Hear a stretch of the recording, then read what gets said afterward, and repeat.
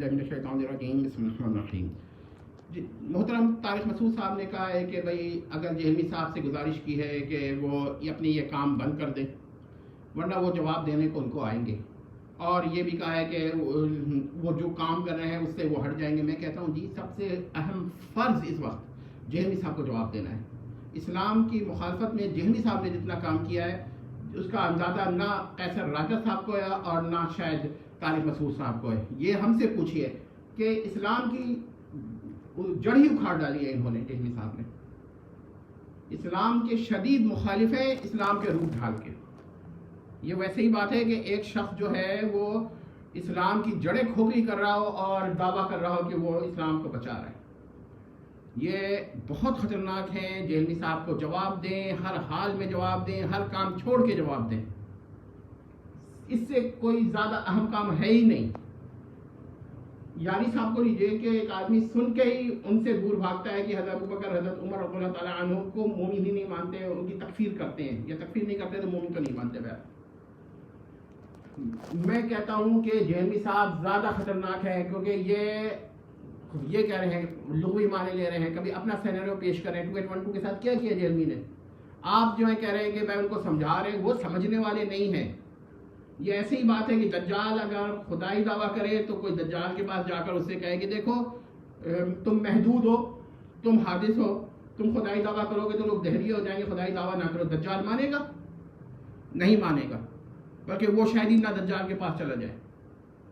मैं भी यही कहता हूँ कि जेहलवी साहब से को जवाब दे, जेहलवी साहब को रद्द करे।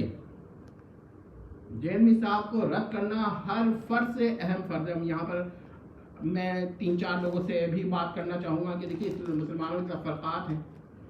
तफरक़ा ख़त्म करने की आसान तरीका यह है कि एक दूसरे की तकफीर ना करें, तफसीक़ ना करें, सुकूत कर लें। ये तो ठीक है, मगर जेहलवी साहब के मुकाबले में ना तो कोई रियायत होगी, ना उनको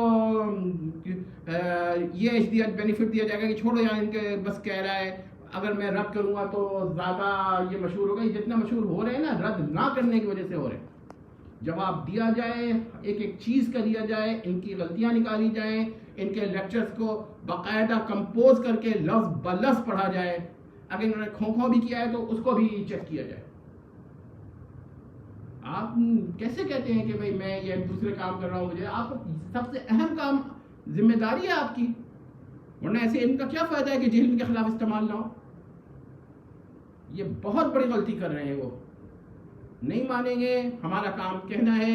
और मैं अबू यहिया नूरपुरी साहब से भी कहता हूँ और तारिक मसूद साहब से भी कहता हूँ कि ये अहले हदीस और अहनाफ के मसाइल को इस वक्त छोड़ दें। जेहलवी साहब हमला कर रहे हैं, इसको दिफा करें, वरना ना अहले हदीस रहेगा, ना हनफी रहेगा, ना बरेलवी रहेगा, ना देवबंदी रहेगा, बल्कि इस नाशरी हज़ार भी नहीं रहेंगे। सिर्फ और सिर्फ प्योर कुफ्र हो रहेगा। जेहलवी साहब जिस तरफ ले जा रहे हैं, आपको पता है जेहलवी साहब जो पहली सीढ़ी है और आखिरी, पहली सीढ़ी का पहला स्टेप है और स्टेयरकेस का आखिरी स्टेप यारी है। वक्त ये, और यारी से ऊपर अगर आप जाएंगे दहरियत है। ये हज़रत मुआविया रज़ियल्लाहु ताला अन्हु से शुरू होगा और फिर जेहलवी साहब रोकें या ना रोकें, हज़रत अबू बकर की तकफीर तक आएगा ये मसला। जेहलवी साहब जिस रास्ते में जा रहे हैं बड़े ख़तरनाक है। इनका रद्द करना हर फर्ज से अहम फ़र्ज है। अगर इस्लाम ही नहीं रहा ना, जेहलवी साहब इस्लाम को ख़त्म करना चाह रहे हैं इस्लाम के नाम पर ही। कुरान पढ़ के ही सहाबा की मुखालफत कर रहे हैं, हदीस पढ़ के ही सहाबा की मुखालफत कर रहे हैं। ख़त्म कर देंगे ये कुरान और हदीस। ये जितने ख़तरनाक हैं उतना तो गुलाम अहमद परवेज़ भी नहीं है, दीनदार अंजुमन भी नहीं है, जमातुल मुस्लिमीन भी नहीं है। नहीं समझ में आ रहा अगर किसी को, फिर यही है कि उसके लिए हम दुआ कर सकते हैं कि अल्लाह से समझ दे। वस्सलाम।